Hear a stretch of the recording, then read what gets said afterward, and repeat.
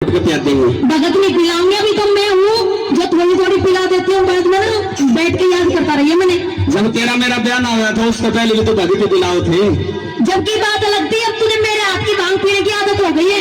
एक भी पिला देंगे? नहीं पिलाएंगे। भगत पिलाते हो ना भाई भांग, देख लो सारे यहाँ पर रहे। अगर या गोरा अगर भांग नहीं घोटे नहीं घोटे तो इसमें किराया देते अपने पियर चली जाएगी। नहीं जाऊंगी। चली जा, फिर फायदा भी क्या है तेरा? इतनी जल्दी नहीं जाऊंगी, तेरी छाती पर तू ही मोंग दरूंगी। तालियां जोर से तालियां। पर एक बात तो मैं चली जाऊंगा, वो भी बात सही है। देर तक भांग तो घुटा भी करना, तुम मूंग दल देगी दलूंगी, फिर भांग ही घोट दे।